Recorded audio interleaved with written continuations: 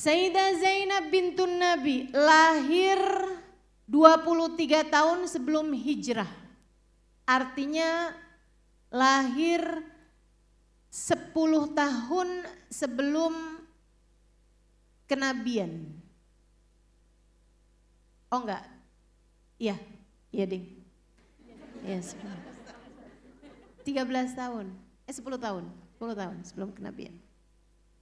Ini baginda kita Nabi Sayyidah Zainab radhiyallahu taala anha warḍaha.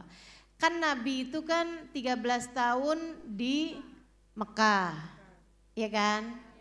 Sayyidah Zainab 23 tahun sebelum hijrah itu beliau lahir. Berarti waktu Nabi Muhammad menjadi seorang nabi, menjadi seorang rasul, diangkat Allah, diutus Allah Subhanahu wa taala. Nah, itu berarti Sayyidah Zainab umurnya berapa? 10 tahun, benar kan? Ya. Berarti beliau lahir 10 tahun sebelum kenabian. Teman-teman sekalian yang saya muliakan, cuman masalahnya memang orang zaman itu tuh dinikahkan masih kecil-kecil. Ya. Jadi kamu harus tahu nih, yang saya sampaikan di pertemuan mengenai Sayyidah Aisyah. Sayyidah Aisyah itu kan menikah pada usia 7 tahun, tinggal bersama dengan Nabi pada usia 9 tahun.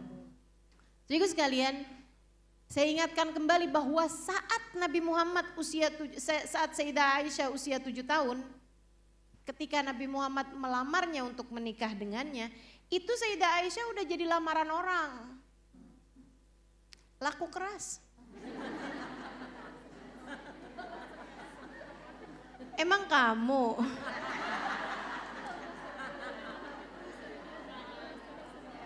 Nungguin jodoh nggak datang-datang hilalnya nih Ustazah. Belum kelihatan hilalnya jodoh. Masya Allah. Teman-teman sekalian saya muliakan, nih Sayyidah Zainab gitu ya. Demikian pula dengan beliau ini. Jadi di saat usia Sayyidah Zainab itu 10 tahun, artinya ketika kenabian Nabi kita Muhammad alaihissalam datang, Sayyidah Zainab itu bahkan sudah menikah. Jadi usia 10 tahun itu sudah nikah. Saya nggak pasti usia beliau ketika nikah, ya mungkin 9 tahun gitu. Itu udah dinikahkan. Dinikahkan dengan sepupunya ibunya. Ya, Sayyidah Khadijah, ibunda Sayyidah Zainab, punya saudara sepupu namanya Abul As Ibnu Rabi'. Catat, ntar ujian nggak bisa. Abul As Ibnu Rabi'. Sehingga sekalian saya muliakan, nah menikah mereka itu, beliau ini adalah putri pertamanya Sayyidah Khadijah. Teman-teman saya sekalian, Sayyidah Zainab ini ya, putri pertamanya. Sayyidah Khadijah tuh ketika nikahin Sayyidah Zainab, kan masih anak-anak gitu kan, masih kecil ya. Memang zaman itu nikahin perempuan tuh di umur-umur sebegitu gitu. Dan rata-rata memang belum balik. Jadi balik tuh sudah di rumah suaminya gitu. Ya memang kebiasaannya kayak begitu. Ustazah berarti sunnah dong kayak begitu. Ya enggak lah. Ini bicaranya budaya, bicara kultur, bicara perbedaan kebiasaan di masing-masing zaman, kebiasaan di masing-masing negara. Enggak jadi soal teman-teman sekalian. Kita sama Amerika aja beda kok. Kita zaman sekarang sama zaman dulu aja beda kok. Zaman 20-an tahun yang lalu, 30-an tahun yang lalu, anak perempuan itu rata-rata dinikahkan belum 20 tahun. Ya. Betul nggak? Coba tanya sama kakek-kakeknya, nenek-neneknya gitu. Yang perempuan nikahnya umur berapa? Rata-rata 18, 17, begitu kan? 19, itu rata-rata umurnya. Nenek-nenekmu atau bahkan ibumu menikah di usia-usia seperti itu gitu. Nah kemudian tambah mundur nih. Kita sekarang, zaman kita sekarang kalau rata-rata nih seumuran saya kalau nanya sama orang gitu, Kamu nikah umur berapa? Yang seumuran saya ya, 40-an gitu kan. Itu rata-rata nikahnya umur 22 tahun, 21 tahun yang seumuran saya. Anak zaman sekarang lebih mundur lagi. Betul nggak? Sekarang nih kalau teman-teman nih, kalau ngeliatin gitu kan pernikahan gitu, tanya Indah umurnya. Berapa rata-rata? 25, 26 kan begitu? Saya nggak tahu aja, mungkin 30 tahun yang akan datang. Makin tua lagi orang kayaknya untuk menikah gitu kan. Sebab di Amerika sana rata-rata perempuan nikah di atas usia 30 tahun.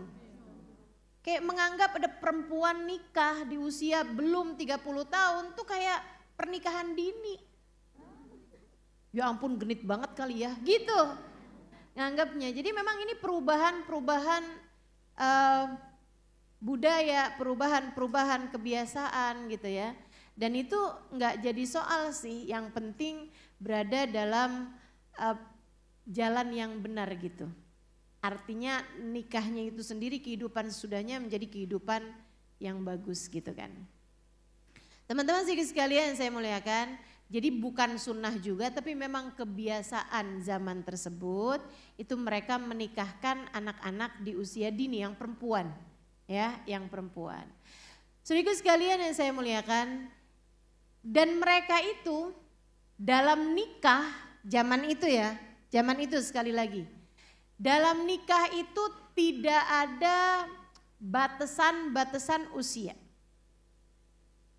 Malah orang-orang zaman sekarang nih menganggap kayak tabu gitu. Kalau ada laki-laki umur 50 tahun nikah sama anak perempuan umur 20 tahun.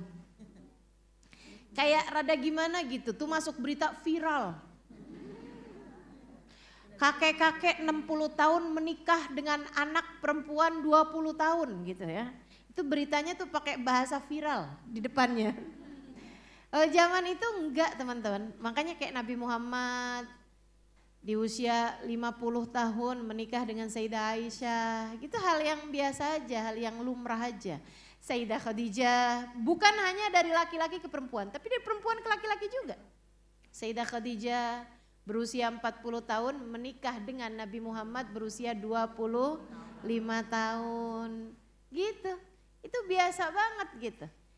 Nah, Sayyidah Zainab ini menikah dengan sepupunya ibunya yaitu Abul As Ibn Rabi'. Begitu ya. Abul Asnya enggak anak-anak banget juga waktu menikah itu gitu. Nikahkan. Sayyidah Khadijah senang banget waktu menikahkan putrinya ini dengan sepupunya, dan Sayyidah Khadijah juga kenal sama dia. Sayyidah Khadijah juga melihat anaknya akhlaknya baik gitu kan, perilakunya baik, sama orang tua santun, sama anak-anak sayang. Teman-teman saya sekalian, karakter pribadi itu kan tidak berubah gitu ya. Makanya memang Nabi Muhammad juga ngasih arahan. Kalau kamu lihat ada seseorang mendekati anakmu atau melamar anakmu dan dia adalah orang yang bagus agama dan bagus akhlaknya, nikahkanlah. Definisinya itu bukan bagus rupanya, bagus mobilnya. Akan tetapi bagus agamanya, bagus akhlaknya, kepribadiannya bagus gitu. Nah itu kata Nabi Muhammad, nikahkanlah anak kamu tersebut dengan laki-laki itu. Sedikit sekalian yang saya muliakan, jadi Sayyidah Khadijah itu senang banget. Nah, di antara bentuk kesenangan Sayyidah Khadijah itu melepas kalung. Kalung yang dari sejak awal nikah sama Nabi Muhammad, Sayyidah Khadijah sudah pakai kalung tersebut. Jadi ini kalung peninggalan banget lah gitu. Kalung kesayangan banget lah gitu. Kan orang tuh kan ada tuh kan, gitu ya. Kayak punya barang-barang kesayangan gitu. Saya aja suka ditanya, Ustazah cincinnya itu mulu. Kagak punya yang lain apa Ustazah? Banyak. Ada lah seenggaknya ada gitu kan. Ada saya punya yang lain-lain. Tapi yang ini punya nilai histori yang tidak ingin saya ceritakan padamu. Ya, tapi yang pasti setiap orang tuh biasanya punya barang-barang yang kesayangan gitu. Yang kayaknya nggak bisa dijual dengan nilai uang semahal apapun. Kadang-kadang kita punya barang-barang kayak begituan kan ya. Nah teman-teman sekalian yang saya muliakan. Akhirnya Ustazah cincin dong. Cincin ustazah tuh penasaran banget.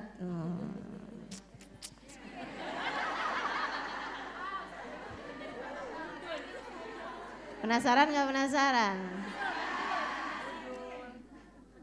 Nanti tambah repot saya. Ini batunya dikasih sama Al-Habib Zain bin Smith. Kabarnya ini adalah cincin atau batunya ya. Itu dipakai cukup lama sama Habib Zain. Itu kemudian sama istri beliau Hubabah Maryam dulu zaman awal saya datang ke sini, beliau menyerahkan ini kepada saya. Jadi saya pakai tuh. Saya pakai dengan niatan, ya Allah ada barangnya Habib Zain di badan saya, ya Allah. Karuniakan kepada saya keberkahan beliau gitu. Udah?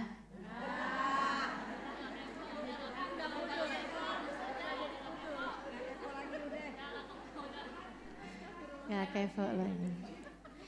Baik, teman-teman sekalian yang saya muliakan, kembali kepada Sayyidah Khadijah. Diserahkannya kalung tersebut. Dipakaikan, bukan diserahkan. Sayyidah Khadijah melepasnya dari leher beliau, dipakaikan kepada Sayyidah Zainab. Sayyidah Zainab seneng dong, girang. Lah makasih mama. Maka Sayyidah Khadijah pun, Sayyidah Zainab pun hari-hari pakai kalung tersebut itu. Saudara sekalian, datanglah Islam. Jadi awal-awal kehidupan Sayyidah Zainab itu kehidupannya menyenangkan ya. Ibunya kaya raya, ayahnya sangat penyayang, kan gitu kan? Punya suami, suaminya juga baik, gitu. Kayak kehidupan alhamdulillah berjalan dengan ideal. Kehidupan berjalan dengan seperti yang beliau inginkan. Ya sakit-sakit biasa aja lah ya, mules. Biasa aja lah kan, flu gitu kan. Yang wajar-wajar aja lah. Sampai kemudian sesudah bertahun menikah, sesudah beberapa tahun menikah, gitu kayak setahun 2 tahun menikah, ayahnya kemudian menjadi seorang rasul. Ujian dimulai dari situ tuh. Anak mana yang gak sedih ngeliat ayahnya setiap kali keluar rumah pulangnya gak selamat. Ada aja. Entaran dilemparin orang kotoran, entaran ditaburin debu sampai sepenuh badan gitu. Entaran pulang dalam keadaan ada bekas-bekas memar. Sayyidah Zainab waktu itu sudah bersama dengan suaminya, akan tetapi kabar itu berulang-ulang beliau dengar dan berulang-ulang beliau saksikan. Kalau kau dengar kabar apa-apa, samperin ke rumah abahnya, abah gimana kabarnya? Insya Allah. Beliau hamil, punya anak dikasih nama Ali. Akan tetapi masih kecil anaknya meninggal dunia. Habis itu enggak punya anak lagi. Sehingga sekalian sampai Nabi Muhammad diboykot bersama dengan Sayyidah Khadijah gitu kan, tinggal di pengasingan. Zainab bersama dengan suaminya, Zainabnya masuk Islam, suaminya enggak mau masuk Islam.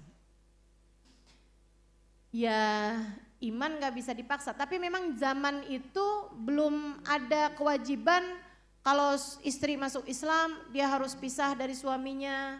Kalau suami masuk Islam dia harus pisah dari istrinya, tuh belum ada kewajiban seperti itu. Karena memang Islamnya kan masih lemah. Kalau kayak begitu membuat kericuhan dalam masyarakat kan. Orang mau masuk Islam mikir-mikir panjang banget. Udahlah belum tentu selamat. Habis itu mesti jauh dari keluarga gitu kan. Nah, jadi syariat itu berjalan pelan-pelan teman-teman saya sekalian. Bahkan zaman-zaman itu sholat aja belum wajib kok. Sholat 5 waktu itu belum diwajibkan. Jadi seperti itu Sayyidah Zainab tinggal di rumahnya bersama dengan suaminya yang belum Islam. Beliau sendiri sudah beriman kepada Allah Subhanahu wa taala, beriman kepada Rasulullah Muhammad sallallahu alaihi wasallam beserta dengan seluruh keluarganya, semuanya beriman ya. Artinya kayak Sayyidah Fatimah, Sayyidah Ruqayyah, Sayyidah Ummu Kalthum gitu. Semuanya menjadi orang-orang yang beriman pada Nabi kita Muhammad alaihi salatu wasallam. Sampai ibundanya meninggal. Sayyidah Zainab sebagai perempuan pertama, ya kita bisa bayangkan seperti apa luka hati beliau, seperti apa kesedihan dalam hati beliau, apalagi beliau lihat habisnya Nabi Muhammad ditinggal oleh istrinya, oleh ibundanya gitu ya, oleh Sayyidah Zainab, Sayyidah Khadijah. Itu tuh Sayyidah Zainab ngelihat Nabi Muhammad tuh tambah yang semakin kuat gangguan yang beliau terima dari orang-orang Quraisy. Sampai membuat Nabi jarang-jarang keluar rumah. Nabi itu sampai jarang-jarang keluar rumah. Karena kuat banget gitu. Kayak semakin hari semakin merajalela lah gitu orang-orang kafir Quraisynya. Karena dulu-dulu masih gak enak sama bininya gitu. Orang tuh dulu mau nyakitin Nabi gak enak sama istrinya Nabi. Kenapa gitu? Dulu pernah diutangin. Dulu pernah disumbang. Dulu nih lagi kesusahan yang bantu istrinya. Kan gak enak tuh mau ngapa-ngapain suaminya karena gak enak sama istrinya. Begitu istrinya meninggal udah habis-habisan Nabi Muhammad. Sampai kadang-kadang kalau Nabi Muhammad pergi juga gitu, keluar juga dari rumah, pulangnya itu memar-memar badan beliau. Segala macam perlakuan. Sayyidah Zainab udah tiap kayak gitu nangis aja, udah mau gimana lagi gitu. Mau gimana lagi. Sehingga sekalian sementara Abul Asnya juga belum masuk Islam. Saya bisa ngebayangin itu ya. Kayak apa luka hatinya Sayyidah Zainab ketika dia ngelihat ayahnya berada dalam keadaan digangguin, disiksa sama orang-orang kafir Quraisy, teman-teman. Sementara ketika dia pulang ke rumah, salah satu dari orang Quraisy itu adalah suaminya. Kayak apa coba? Hidup memang tidak pernah ideal buat siapapun. Suaminya memang tidak pernah ikut serta mukul Nabi, gak pernah. Dia bagaimanapun sayang sama mertuanya, dia bagaimanapun cinta sama Nabi Muhammad SAW sebagai mertua. Akan tetapi dia termasuk di antara orang-orang kafir Quraisy yang memang kalau misalnya mereka ngobrol apa-apa tentang Nabi Muhammad, gangguan yang akan mereka berikan kepada Nabi Muhammad dan lain sebagainya, ya Abul As berada di antara kelompok mereka itu, mau gak mau gitu. Mau gak mau. Dan dia juga berulang-ulang diminta sama orang kafir Quraisy untuk menceraikan istrinya. Biar Nabi Muhammadnya sibuk gitu kan. Tapi dia menolak permintaan tersebut karena cinta, sayang. Dia sayang sama Sayyidah Zainab. Dan dia juga ngerasa gak punya alasan untuk melakukan hal yang seperti itu gitu. Dia sayang juga sama Nabi Muhammad SAW. Meskipun itu tadi belum beriman atau tidak beriman.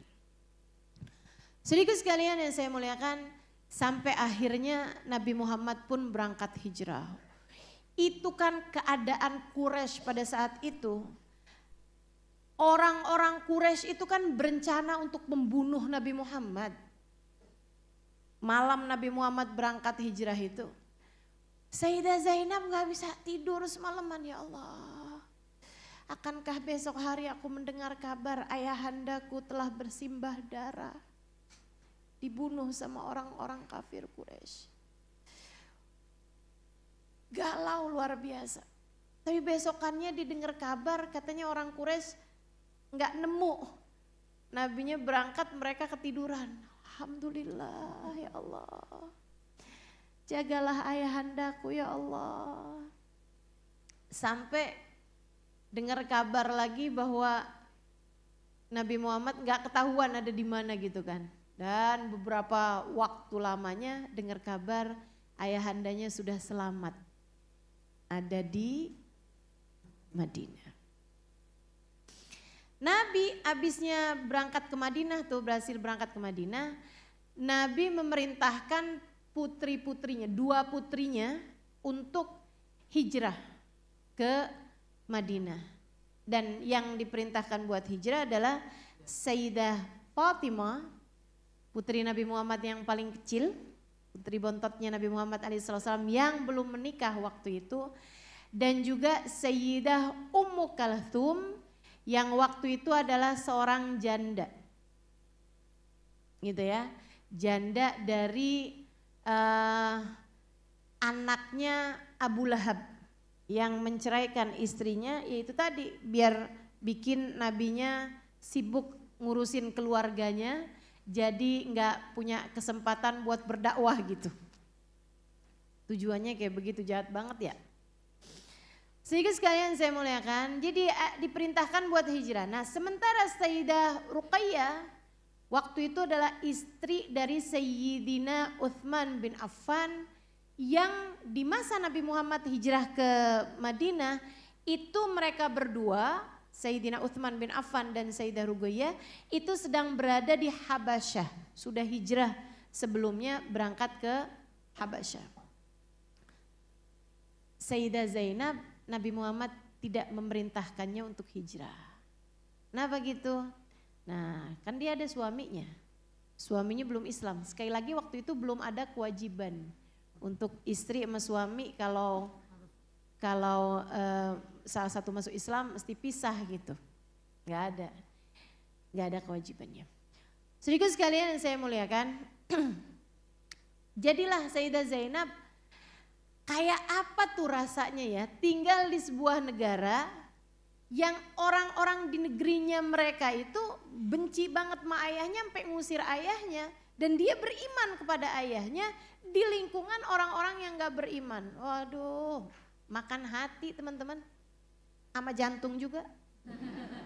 Ya bukan cuma hati deh yang kemakan, kena mental istilah anak zaman sekarang ya. Ya Allah, bener-bener banget tuh, kesedihan demi kesedihan gitu. Tiap hari kayak yang gimana ya kabar abah saya gitu, ya ampun nih orang-orang nih. Tapi alhamdulillah seenggaknya abah saya bersama dengan orang-orang yang sayang sama beliau gitu. Cuman kan kesel banget kan nih dengar kabar orang-orang kafir Quraisy nih merencanakan untuk menyerang gitu kan. Sampailah terjadi perang Badar. Di antara yang berangkat perang Badar adalah Abul As di pasukan orang-orang kafir. Hidup tidak tentu, hidup tidak mudah untukmu, wahai Sayyidah Zainab. Sedikit sekalian saya muliakan, suaminya berangkat. Kita kan kalau suami mau berangkat perang, kalau perangnya itu adalah untuk melawan orang-orang musuh gitu ya, orang-orang yang memang enggak seiman sama kita, kan melepas suami ini kan enak. Pulang-pulang syahid ngarepin dia menang. Maksudnya gini, kalaupun sampai kalah dia mati syahid gitu kan, kalaupun selamat, yang diharapkan selamat atau kemenangan gitu. Nah kalau Zainab kira-kira ngarepnya apa tuh? Si malakama tuh. Bener-bener repot ini ya. Ngarepin orang Islam menang. Suaminya. Ngarepin ngarepin kafir Quraisy yang menang, ayahnya dan imannya di sana. Apa yang dipilih sama Sayyidah Zainab? Ngarepin Islam menang. Ngarepin Nabi Muhammad menang. Masalahnya bukan cinta. Wah berarti dia gak cinta dong sama suaminya. Bukan, akan tetapi iman di atas segalanya. Dia cinta kepada Sayyidah Zainab, kepada suaminya Abul As, teman-teman saudaraku sekalian. Akan tetapi Allah dan Rasulnya lebih dia cintai daripada apapun. Berangkat suaminya.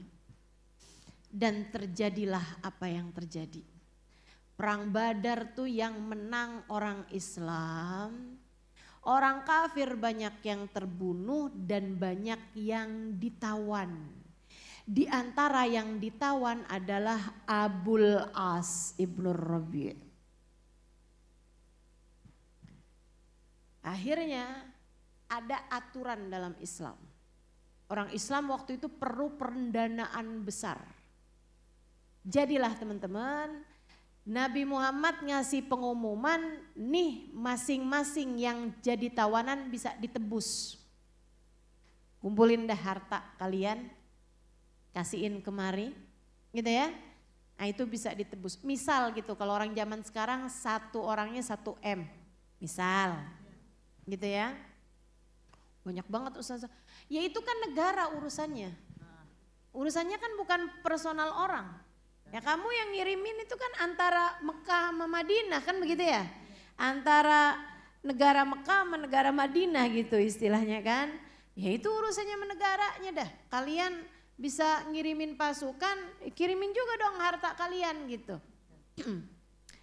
Maka masing-masing dari kaum kafir Quraisy yang ngerasa saudaranya, kerabatnya, suaminya, anaknya, bapaknya jadi tawanan, mereka pun mengirimkan harta untuk tebusan.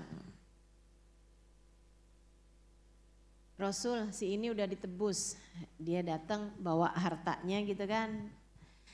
Nabi Muhammad menerima, dilepaskan tawanannya. Muhammad menerima, lepaskan tawanan. Ya Rasul, ini dikirimkan untuk menebus Abul As ibnu Rabi dari putrimu wahai Rasulullah. Ya Allah, ini kisah hidup macam apa sih ini? Kamu senang nonton sinetron, teman-teman, nonton film-film gitu ya, itu kan fiksi. Ini kisah nyata loh. Ini kisah nyata tentang bagindamu Nabi besar Muhammad. Mantunya ditebus sama putrinya. Putrinya mengirimkan harta untuk tebusan. Diambil sama Nabi Muhammad harta itu, kiriman itu. Dibuka sama Nabi Muhammad, isinya kalung. Kalung yang bertahun Nabi Muhammad melihatnya melingkar di leher Sayyidah Khadijah istrinya. Bertahun Nabi Muhammad melihat kalung tersebut melingkar di leher istrinya Khadijah. Yang sangat dicintainya, yang sangat membelanya di awal-awal Islam. Di saat belum ada sesiapapun yang membelanya. Nabi Muhammad tuh awal-awal Islam. Ketika Nabi Muhammad pulang dalam keadaan terluka. Ketika Nabi Muhammad pulang dalam keadaan terhina. Ketika Nabi Muhammad mendengarkan segala cacian makian kaum Quraisy. Nabi Muhammad akan pulang menceritakan itu semuanya kepada istrinya. Dan saat itu istrinya mengenakan kalung itu teman-teman. Kayak apa rasanya? Kayak apa rasanya? Saudaraku sekalian saya muliakan, di awal-awal sebelum Nabi Muhammad terutus menjadi seorang utusan, Sayyidah Khadijah yang justru yakin bahwa Nabi Muhammad akan menjadi seorang nabi. Dan Nabi selalu melihat kalung itu melingkar di leher istrinya. Nabi ketika melihat membuka tempat perhiasan itu ya, dan ngebuka di dalamnya ada kalung istrinya yang sekarang jadi kalung putrinya. Nabi Muhammad sampai terlihat gemetar tangannya, kemudian darafat uyunuh, langsung matanya memerah, berlinang, kemudian banjir air mata beliau. Nabi kemudian bilang, karena sahabat kayak yang ngelihat kenapa nih gitu. Nabi Muhammad SAW mengatakan, Inna binti arsalat li qiladat zaujati Khadijah. Putri saya nih ngirimin kalungnya istri saya Khadijah. Yang dipakaikan padanya pada hari pernikahannya. Katanya Nabi Muhammad SAW, kalau kalian izinkan, nih akhlak Nabi ya. Nabi itu Nabi teman-teman. Nabi itu sesudah perintah Nabi itu gak ada pembahasan. Orang tuh semuanya harus berkata sami'na. Tapi Nabi Muhammad bilang kalau kalian izinkan, kalau kalian berkenan. Bagaimana jika Abul As kita bebaskan dan kita kembalikan kalung ini kepada putriku Zainab. Semua sahabat yang ada di situ gantian nangis, mereka kemudian bilang, "Bala ya Rasulullah, tentu wahai Rasul, kerjakan apapun yang kau inginkan. Tentu Rasul, kita bebaskan menantumu tanpa tebusan, tentu wahai Rasulullah." Nabi kemudian menyerahkan kalung itu kembali kepada Abul As. Yang bawakan bukan Abul As. Serahkan kepada Abul As, kemudian bilang, kembalikan ini kepada putriku. Tapi dengan satu persyaratan. Nabi bisikin kepada Abul As. Sahabat gak ada yang dengar tuh. Namanya juga dibisikin. Kalau orang denger mah gak usah dibisikin ya enggak. Kamu tuh jangan sok kepo kalau ngelihat orang dibisikin. Anak kamu dibisikin sama bapaknya gitu kan. Habis dibisikin bilang, "Bapak kamu bisikin apa tuh tadi, Nak?" Papa bisikin apa? Ya, kalau mau ngomong bukan rahasia sih semestinya semuanya dengar gitu kan, gak usah dibisikin. Dibisikin. Tapi saya tahu. Karena udah jadi fakta sejarah sesudahnya diceritakan. Sama yang disampaikan bisikan ini yaitu Sayyidah Zainab.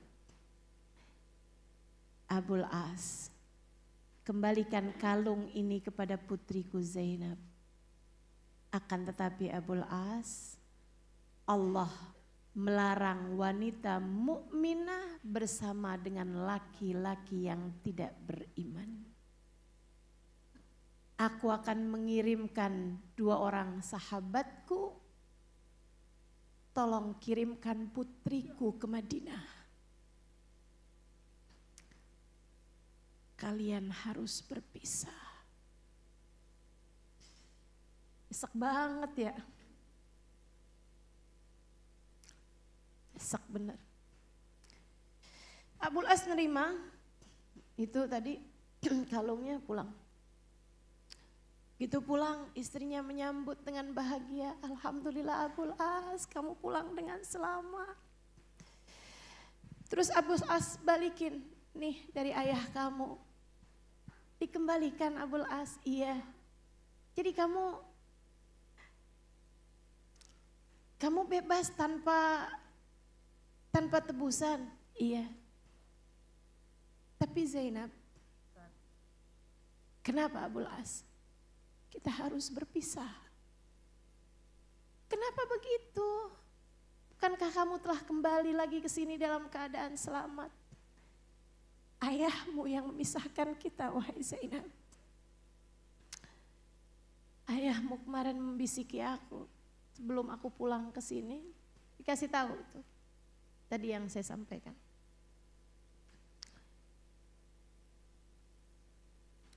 Nangis Sayyidah Zainab teman-teman. Cinta yang kandas. Cinta yang harus terpisah dengan iman. Dari sini kita tahu, kalau kamu sampai sekarang masih suka nanya-nanya, Ustazah boleh nggak sih kawin beda agama? Itu udah dijawab sama Sayyidah Zainab dari 1400 tahun yang silam. Cintaku terhalang iman. Saudara sekalian, Sayyidah Zainab kemudian bilang sama Abul As, Abul As, apa enggak sebaiknya kamu kawin aja, kamu beriman aja wahai Abul As. Bukankah kamu juga sayang sama ayahku? Bukankah kamu juga sebenarnya meyakini kenabian ayahku? Ini Sayyidah Zainab yang lagi ngomong, tapi kok saya yang serak ya? Ayolah Abul As, masuk Islam sajalah Abul As. Kan mudah bagimu. Abul As bilang, wahai Zainab, mudah bagiku untuk masuk Islam. Tapi tidak di masa sekarang Zainab. Kalau sekarang saya masuk Islam, orang hanya akan bilang, Abul As masuk Islam takut membininya. Abul As masuk Islam hanya demi cintanya kepada istrinya. Abul As masuk Islam hanya tak karena takut kepada mertuanya. Saya nggak mau orang menganggap saya masuk Islam tidak benar-benar karena saya telah beriman. Wahai Zainab, pergilah. Pergilah dan tinggallah bersama dengan ayahmu. Kita berpisah, wahai Zainab. Berapa hari kemudian datanglah dua sahabat Nabi Muhammad. Satu sahabat Ansar yang orang Madinah, biar tahu Medan gitu ya. Yang satu lagi Sayyidina Zaid bin Harithah. Sayyidina Zaid bin Harithah itu sama Nabi udah kayak anaknya Nabi. Sampai orang manggilnya dulu Zaid bin Muhammad. Sebelum ada firman Allah, gak boleh memanggil dengan nama ayah angkat gitu. Ud'uhum li'abaihim kata Allah. Panggillah anak-anak kalian dengan nama bin ayahnya gitu. Dengan nama bin ayahnya. Dari sini juga nih, sebenarnya tidak baik ya untuk memanggil perempuan dengan nama istrinya. Untuk memanggil perempuan dengan nama suaminya. Teman-teman saya sekalian, makanya nggak baik tuh dalam Islam tuh kayak Halimah Ahmad gitu, enggak gitu. Walaupun suami saya namanya Ahmad gitu kan ya. Tapi selalunya saya dipanggil dengan Halimah Usman Alidrus. Gitu, bukan Halimah Ahmad Al-Haddar, enggak gitu. Jadi sekalian karena memang walaupun istri itu dipanggil dengan nama bapaknya. Biar nggak bingung juga kalau cerai.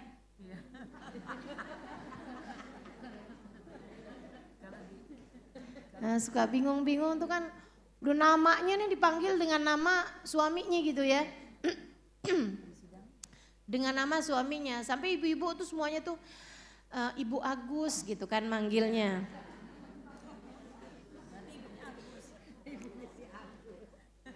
Iya kan, karena suaminya namanya Agus gitu. Nah itu kan bingung tuh kalau bercerai gitu, bingung pula kalau meninggal. Meninggal terus abis itu kawin lagi. Jadi dari Ibu Agus ganti Ibu Bambang.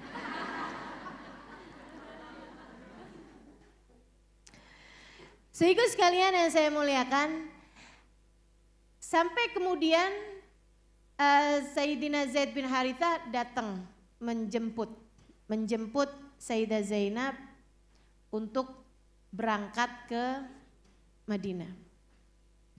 Tapi hidup tidak semudah itu.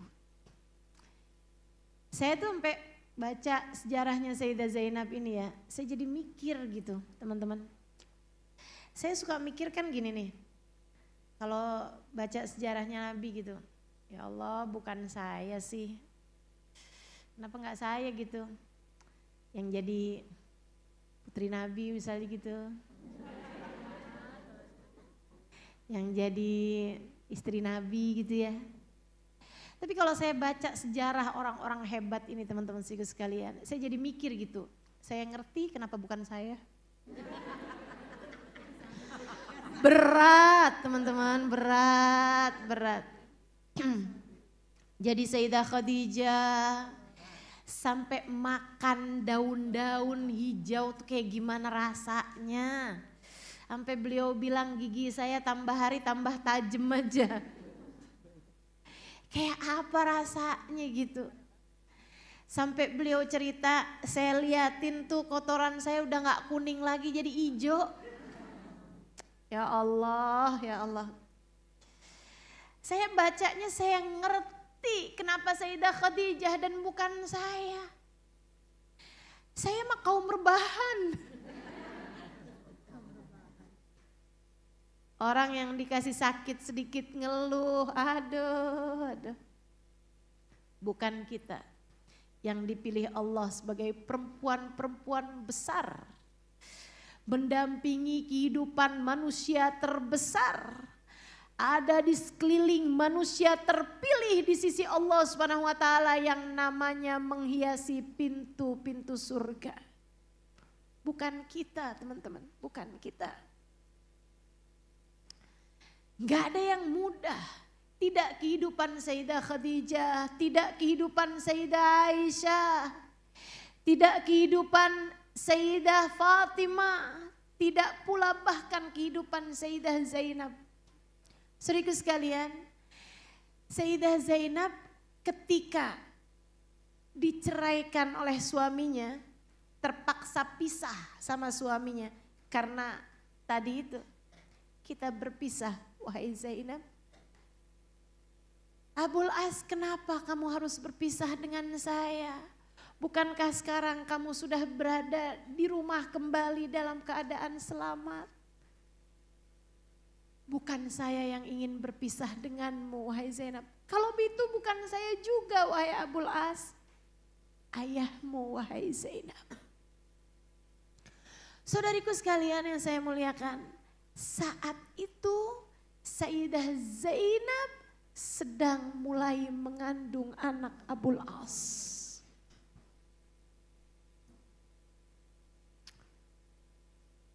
Sayyidah Zainab berangkat hijrah dalam keadaan hamil anaknya Abul As. Saudaraku sekalian saya muliakan, baru mau keluar dari kota Mekah, rombongan itu yang udah sembunyi-sembunyi nih berangkat hijrah, ketahuan juga sama orang kafir Quraisy. Mereka kemudian mengirimkan panah ke mereka bertiga ini. Zaid bin Harithah, Sayyidah Zainab, kemudian lagi satu orang Ansar. Sayyidah Zainab waktu itu mengenai panah tersebut, teman-teman sekalian, mengenai untanya Sayyidah Zainab, sehingga Sayyidah Zainab jatuh dari atas untanya mengenai batu yang ada di bawahnya.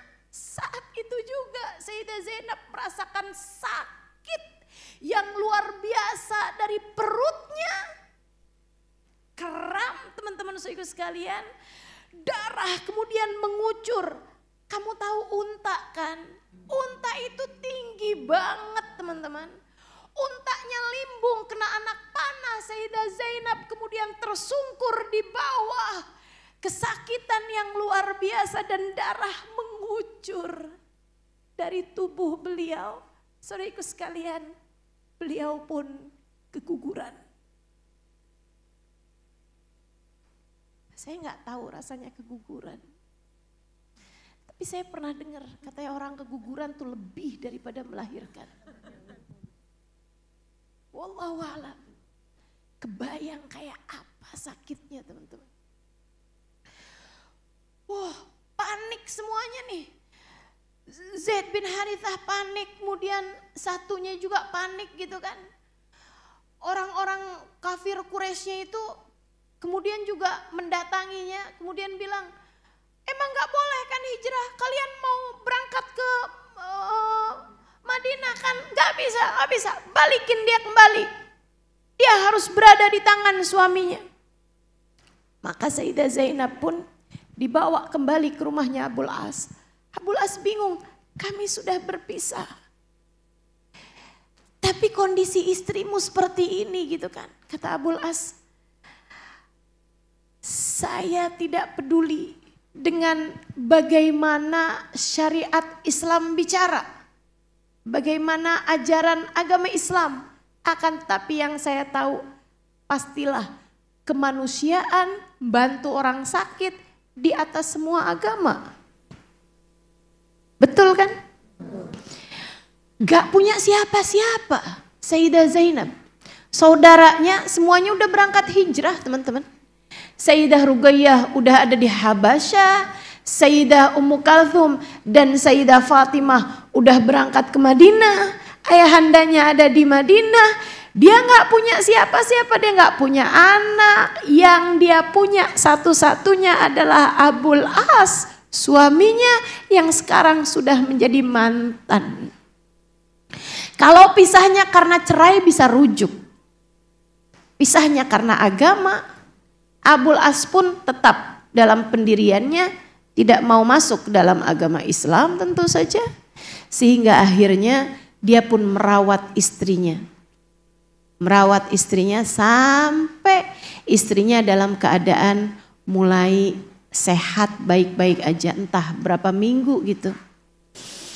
Ketika kondisi kayak udah 2 bulan, 3 bulan, Nabi Muhammad kembali mengutus Sayyidina Zaid bin Harithah bersama dengan laki-laki Ansor, kemudian berangkat menjemput Sayyidah Zainab. Sehingga sekalian yang saya muliakan, berangkatlah Sayyidah Zainab ke sana dan tinggallah kembali dia dalam dikasih rumah sama Nabi Muhammad SAW. Sebenarnya bukan mirip rumah sih ya, kayak mirip kamar gitu. Kecil aja gitu, tapi ditinggalkan di sana Sayyidah Zainab.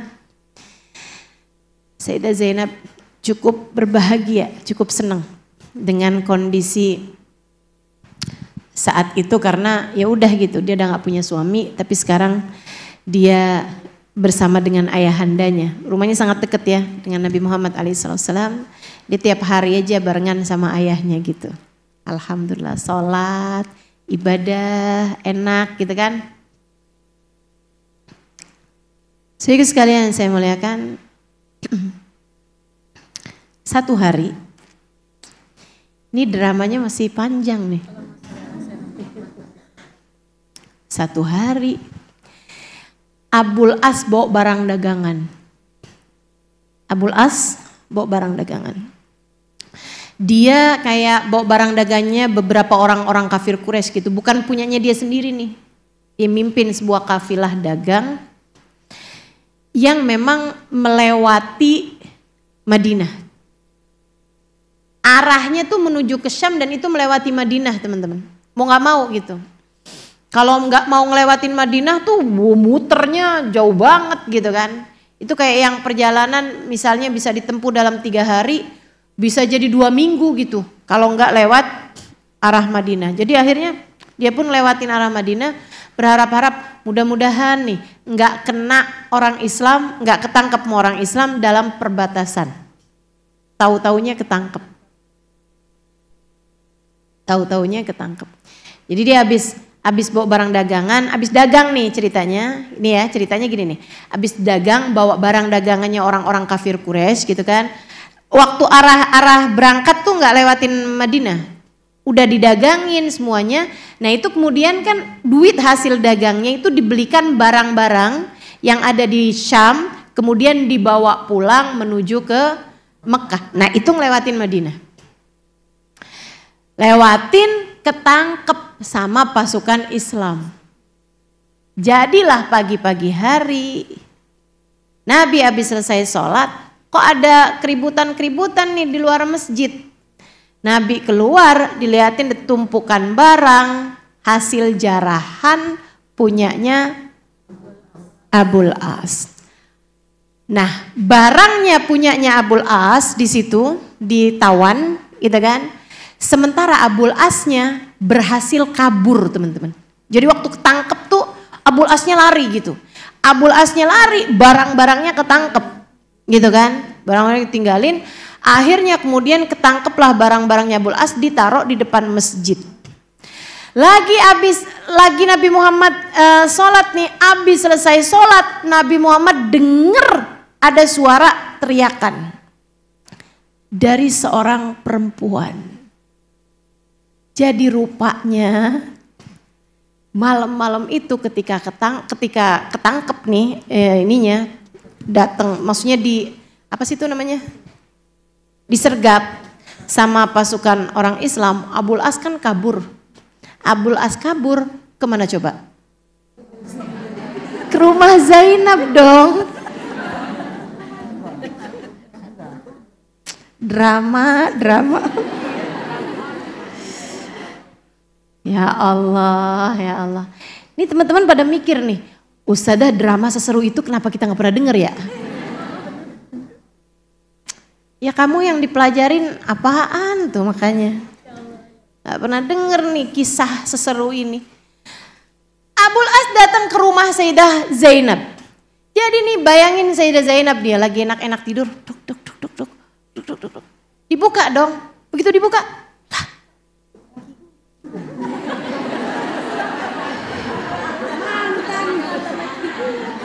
Sampai ngimpi apa enggak nih ya. Kan lagi tidur tuh malam-malam. Zainab, selamatkan saya Zainab. Zainab, selamatkan saya. Masuk ke dalam rumah. Gimana ceritanya Abul As kamu kesini? Maaf Abul As, kan kamu gak beriman. Kamu udah beriman Abul As. Jangan tanya itu dulu Zainab.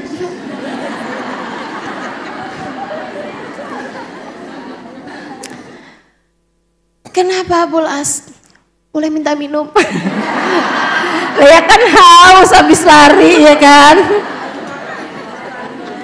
Saya bayanginnya gitu ya. Ini bayangan saya nih.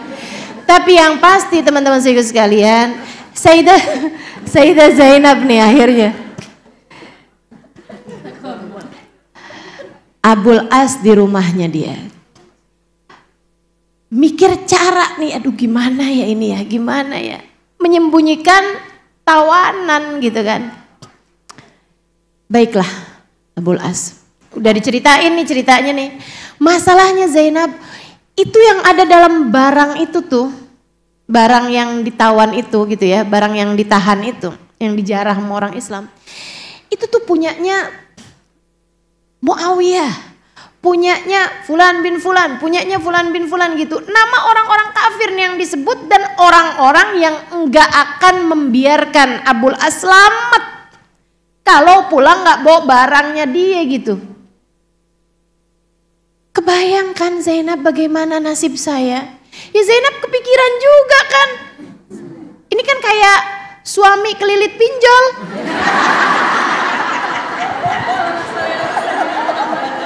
Betul gak? Ya mau gimana kan istri mikirin gitu kan. Ya Allah, gak selamat laki gua. Jadilah Sayyidah Zainab waktunya subuh. Dia pun berangkat ke masjid. Gak ada soft perempuan di masjid, gak ada teman-teman, gak ada. Abis Nabi Muhammad selesai sholat, kedengeran suara keras, suara perempuan. Nabi Muhammad apal banget suaranya siapa. Ini kayak ibarat kata nih, kenapa lagi sih lo? Kenapa lagi kamu wahai putriku? Perempuan tersebut dengan suara lantang. Enggak ala-ala kayak datang dengan linangan air mata. Oh enggak.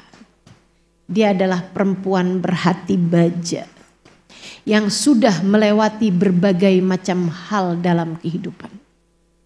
Perempuan tersebut dengan suara lantang berkata, saya adalah penjamin Abul As bin Rabi'. Saya Zainab bintu Muhammad. Saya penjamin Abul As ibn Rabi'. Nabi Muhammad dengar suara itu. Nabi Muhammad kemudian cari tahu apa masalahnya. Nabi dibawa keluar, dikasih lihat jarahan tadi malam. Hasil jarahan dari Abul As. Tapi dia dengar ucapan putrinya nih. Saya penjamin Abul As ibn Rabi'. Itu di masa itu tuh kayak ada aturan harta tuh, hartanya orang kafir gitu ya. Kalau kena jarah, bukan kalau kena jarah. Hartanya orang kafir itu jadi jarahan orang Islam kecuali apabila dia si orang kafir itu ada yang jaminnya. Gitu. Jadi kalau kayak punya urusan, punya jaminan gitu, kayak punya kebaikan di masa dulunya ini apa gitu kan, ada kayak urusan-urusan dagang apa tuh, misalnya Sayyidina Abu Bakar, Rasul saya adalah penjaminnya Fulan bin Fulan, misalnya gitu. Jadi tuh orang itu tuh si orang kafir itu tuh kalau lewat-lewat bawa harta rampasan di daerahnya orang Islam nggak bisa ditahan karena dia adalah hartanya seseorang yang berada dalam jaminannya Sayyidina Abu Bakar kayak gitu. Kayak ada urusan dagang apa tuh jadi jaminan gitu. Jadi nih Sayyidah Zainab pakai itu buat menyelamatkan harta suaminya. Tapi itu lagi-lagi tergantung keputusannya Nabi Muhammad juga. Gitu. Nabi Muhammadnya teman-teman. Nabi Muhammad naik ke atas mimbar kemudian berkata kepada sahabat-sahabatnya. Dia bilang saya tidak tahu urusan ini sampai sekarang. Maksudnya ketika kalian tahu, saya juga baru tahu, gitu ya. Nabi nggak mau orang Islam kayak curiga nih kayaknya bapak sama anak udah, iya ada KKN lah gitu, misalnya gitu ya, ada nepotisme gitu, nggak ada teman-teman. Jadi Nabi terangkan kepada umatnya gitu bahwa saya nggak tahu nih kabar ini sampai sekarang. Kata Nabi Muhammad dan saya menjadi penjamin atas yang dijaminkan oleh putri saya. Ya udah, sahabat makan, kita umat teman-teman. Malana illa an naqul sami'na. Orang juga tahu itu hartanya bukan hartanya Abul As. Abul As melakukan itu bukan karena ya maksudnya pasti nih ngerjainnya ini nih tahu masalahnya nih Abul As nih pulang nggak bawa hartanya mati nih, udah paham orang-orang. Jadi mereka pun ya apapun yang keputusannya Nabi itu udah yang terbaik gitu. Maka dibebaskanlah Abul As, bawa tuh semua hartanya itu dibawa pulang ke Mekah. Dibawa pulang ke Mekah, sampai di Mekah Abul As bagi-bagiin hartanya kepada semua pemilik saham. Maksudnya pemilik hartanya tersebut udah dibagi-bagiin. Habis selesai dibagi-bagiin, Abul As naik ke atas bukit Sofa. Dia bilang, ya ayyuhan nas, kumpul semua orang di bukit Sofa. Dia bilang, telah saya bagi-bagikan harta kalian semua. Dan saya di sini menyatakan, asyhadu an la ilaha illallah wa asyhadu anna Muhammad Rasulullah. Tidak ada hak bagi kalian untuk menghalangkan saya untuk masuk ke dalam agama Islam. Saya nggak punya utang sama siapapun dari kalian. Saya nggak punya budi yang harus saya bayar kepada kalian. Maka sekarang saya akan berangkat hijrah ke Madinah. Tidak ada sesiapapun di antara kalian yang berhak untuk menghalangi saya. Gak ada yang ngalangin Abul As berangkat hijrah. Nyampenya malam juga. Jadi nih di malam berikutnya lagi.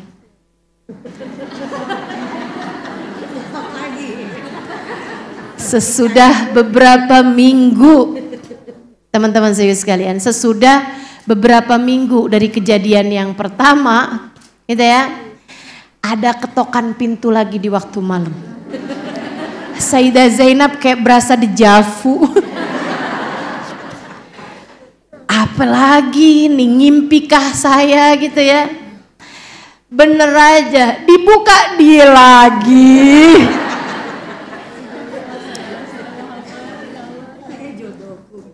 Dia masuk, kemudian bilang, ya Zainab. Masuk. Oh ya, yang tadi tuh, yang tadi tuh abisnya Nabi Muhammad bebasin Abul As, Zainab, habisnya Nabi Muhammad mendengar suaranya Zainab tuh, terus Nabi Muhammad bilang kan, Nabi Muhammad bilang, aku menjadi penjamin siapa yang dizaminkan oleh Zainab putriku gitu. Nabi Muhammad tuh menemui Zainab, dibisikin lagi. Yang tadi bisikinnya kan sama Abul As, yang pertama tuh. Sekarang dibisikin kepada Zainab.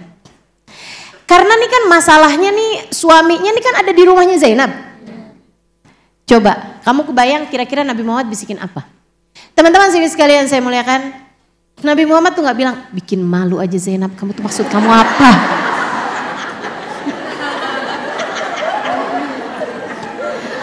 Urusan apa lagi nih kamu Nina? Kenapa gak kelar-kelar urusan sama kamu nih gitu ya?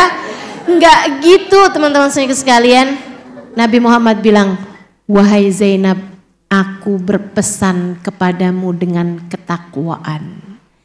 Kalian berdua sudah bukan suami istri lagi, jangan mau kamu bersentuhan dengannya. Ampe urusan genting kayak begitu, pesannya Nabi Muhammad, jaga diri wahai anakku sayang, kamu tidak halal dengannya. Jangan deket-deket, jangan sentuhan, apalagi sampai terjadi hal-hal yang tidak diperbolehkan dalam Islam. Mantan suami istri teman-teman, mantan suami istri, hatinya masih penuh dengan rasa cinta. Dipisahkan hanya karena, ya bukan hanya sih ya, dipisahkan dengan keimanan, kan begitu. Nabi sangat takut nih istrinya nih kemudian kebawa-bawa bisikan setan. Kita udah berhasil suamiku, kamu bisa kembali bawa barang-barang kamu tersebut itu. Silahkan pulang ke sana gitu kan. Makasih ya Zainab, boleh aku pegang tanganmu?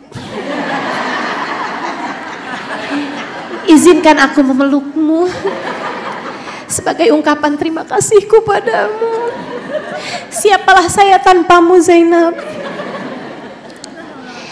Bisa aja hal yang seperti itu terjadi. Itu sebabnya Nabi Muhammad pesennya sama putrinya, jangan deketan sama dia. Jangan deketan sama dia. La taqrabu ilaih. La taqrabi ilaih. Jangan kamu deketin dia karena dia tidak halal bagimu. Fa innahu la yahillu laki ya Zainab. Masya Allah. Tuh teman-teman saya sekalian, segitunya keadaan genting macam itu Nabi Muhammad pesannya kayak gitu. Dek, menurutmu kalau Nabi Muhammad tahu kamu pacaran, kira-kira pesannya apa? Gak apa-apa deh nak, kamu kan saling cinta. Gak bakalan. Gak bakalan. Nabi tuh kondisi kayak begitu aja, Nabi Muhammad gak bolehin Sayyidah Zainab itu pesen satu-satunya Nabi, bertakwalah wahai putriku, dia tidak halal lagi bagimu. Dia tidak halal lagi bagimu. Teman-teman saudaraku sekalian, para istri hati-hati sama urusan yang beginian. Mentang-mentang suamimu selingkuh, kamu ngerasa kayak diperbolehkan buat balas dendam atas perselingkuhan suamimu? Gak ada ceritanya. Andai Nabi Muhammad tahu kira-kira nih pesan Nabi Muhammad buat kamu apa? Bayangin Nabi datang ke rumah tangga kalian, terus Nabi Muhammad mau bilang gitu, oh kamu lebih cinta sama dia ya? Oh memang suamimu itu memang kurang ngajar di bangsat, itu boleh lah. Jadi kamu mau balas dendam, suami kamu gak menghargai cinta kamu, iya nak silahkan. Kayak gitu, gak ada ceritanya teman-teman sekalian. Nabi pasti akan berpesan kepadamu, bertakwalah. Jangan dekat siapapun yang tidak halal bagimu. Bertakwalah. Jangan mau dekat dengan siapapun yang tidak halal bagimu. Jelas dek? Jelas kak? Jelas bu? Masya Allah. Ini saya mesti neges-negesin nih urusan beginian. Beritanya santer, urusan gitu mulu. Masya Allah, Masya Allah.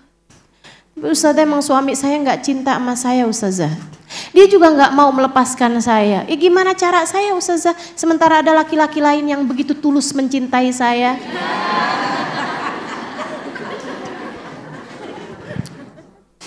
Ittaqillah, ya binti ittaqillah. Katanya Nabi Muhammad kepada putrinya, bertakwalah nak kamu kepada Allah. Bertakwalah kamu kepada Allah. Jangan pernah mau dekat dengan seseorang yang tidak halal bagimu. Putrinya tentu sami'na. Udah tuh, terus kan pisah tuh kan. Tadi tuh ada yang ketinggalan.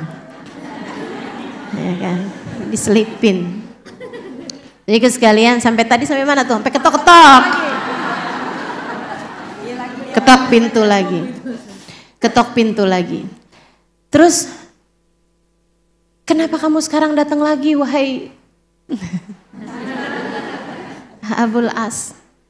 Zainab, aku sekarang bukan datang, akan tetapi aku akan tinggal.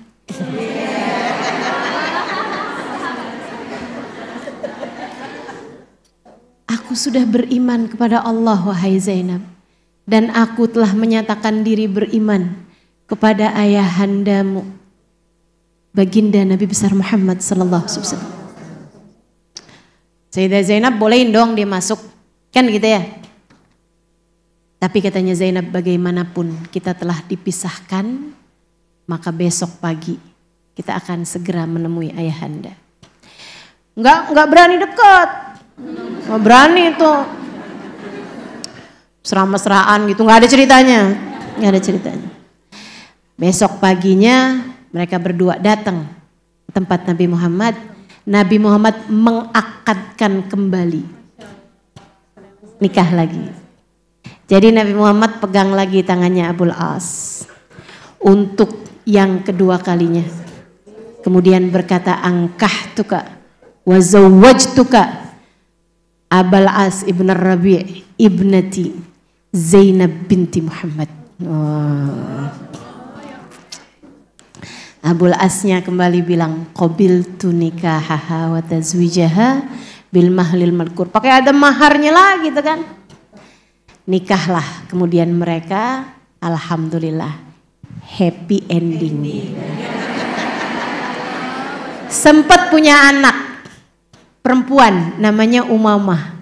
Kalau teman-teman pernah baca, ada kisah Nabi Muhammad sholat sambil gendong anak perempuan, ya sambil gendong anak. Nabi sholat, kalau berdiri digendong sama Nabi. Kalau Nabi waktunya mau sujud tuh ditaruh sama Nabi Muhammad alaihissalam. Waktunya Nabi mau ruku ditaruh anak tersebut. Nabi ruku, Nabi i'tidal, Nabi sujud. Ntar Nabi mau bangun lagi dari sujud, digendong lagi anak tersebut. Itu adalah Umamah binti Zainab, Umamah binti Abul As ibn Rabi', gitu ya. Nah, Umamah ini umurnya panjang teman-teman sekalian, sampai kemudian waktu Umamah udah gadis gitu ya. Umamah ini dinikah oleh Sayyidina Ali bin Abi Thalib yang waktu itu istrinya Sayyidah Fatimah meninggal dunia. Kayak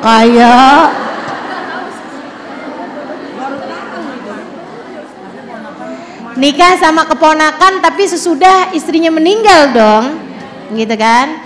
Jadi Sayyidah Fatimah meninggal dunia tuh kan, gitu ya. 6 bulan sesudah wafatnya Nabi Muhammad alaihi wassalam, Sayyidah Fatimah meninggal dunia pada bulan Rabiul Awal. Nah, beberapa tahun kemudian ketika Sayyidah Umamah sudah remaja gitu, teman-teman sekalian, Sayyidina Ali bin Abi Thalib menikah dengan Sayyidah Umamah. Nah, Sayyidah Umamah ini punya anak dari Sayyidina Ali, namanya Sayyidina Muhammad Al-Awsat. Sayyidina Muhammad Al-Awsat itu adalah bin Ali bin Umamah, gitu ya. Bin Ali bin Abi Thalib bin Umamah bintun Nabi sallallahu alaihi wa ala alihi wa sahbihi wasallam. Baik, itu teman-teman sekalian. Dan Sayyidah Zainab nggak lama sudah punya anak. Sayyidah Zainab sakit-sakitan. Kemudian pada tahun ke-8 dari hijrahnya Nabi Muhammad alaihissalam, tahun ke-8 Hijriyah ya. Tahun ke-8 Hijriah itu baru kayak Sayyidah Umamahnya masih kecil gitu kan, dan Sayyidah Zainabnya juga baru balikan sama suaminya tuh sekitar 4-5 tahunan. 4-5 tahun aja tuh teman-teman. Kemudian Sayyidah Zainab sakit-sakitan dan Sayyidah Zainab meninggal dunia pada usia 29 tahun. 29 tahun. Itu Nabi Muhammad yang memandikan Sayyidah Saudah, istri Nabi Muhammad alaihissalam, bersama dengan Sayyidah Ummu Salamah yang memandikan Sayyidah Zainab ya. Karena kan anaknya masih kecil gitu kan. Jadi yang memandikan adalah dua istri dari istri-istrinya Nabi Muhammad alaihissalam yang bernama Sayyidah Saudah dan Sayyidah Ummu Salamah. Sementara yang memasukkan ke dalam liang lahat Nabi Muhammad sallallahu alaihi wasallam sendiri. Beliau yang memasukkannya ke dalam liang lahat. Kemudian Nabi Muhammad berdiri, Nabi Muhammad menguburkan, dan itu Nabi Muhammad terlihat merah mukanya, air mata berderayan dari wajah Nabi Muhammad sallallahu alaihi wasallam.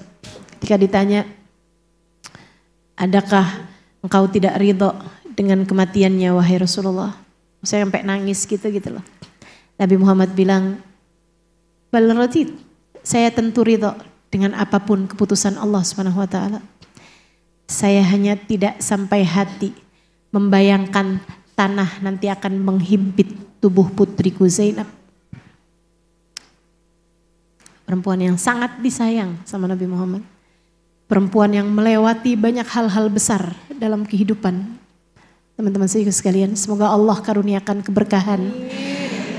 keberkahan beliau dalam kehidupan kita insya Allah. Menjadikan kita perempuan-perempuan yang mencintai suami, mencintai anak, akan tetapi mencintai Allah dan Rasulnya lebih besar daripada cinta kita terhadap siapapun. Menjadikan kita di atas takwa, tidak ada lagi hal yang perlu kita bela. Meskipun kita cinta, takwa kita harus di atas cinta kita. Meskipun kita cinta, takwa kita harus di atas cinta kita. Lupakan kisah Laila Majnun. Lupakan kisah Romeo and Juliet. Bagimu, cinta sejati seharusnya adalah cinta Zainab dan Abul As. Seharusnya cinta sejati kita teladannya adalah baginda Nabi besar Muhammad bersama dengan Sayyidah Khadijah bintu Khuwailid. Seharusnya panutan cinta kita adalah Sayyidina Ali dan Sayyidah Fatimah Zahra. Kita punya kisah-kisah cinta yang sangat indah teman-teman. Maka gak usah berkiblat kepada Romeo and Juliet, Cinderella dengan pangeran, atau putri tidur, atau bawang.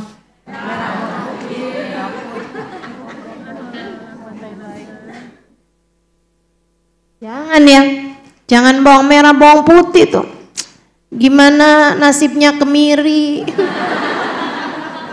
nasibnya merica gitu kan, kesian. Ayolah, gak usah hidup dalam dongeng teman-teman sekalian. Atau kisah-kisah yang kamu dengar, kamu baca di dongeng-dongeng itu bukan menjadi panutanmu, bukan menjadi teladanmu. Demi cinta aku rela mati. Enggak gitu ceritanya. Enggak gitu ceritanya. Demi cinta akan kugadaikan keimanan. Astagfirullah. Astagfirullah. Saudaraku sekalian saya muliakan, kisah sejati adalah kisahnya Sayyidah Zainab dengan Abul As. Cinta sejati itu baru namanya. Kalau cinta kita terhalang dengan keimanan, maka aku akan meraih keimananku dan meninggalkanmu. Apapun yang terjadi, iman di atas segalanya.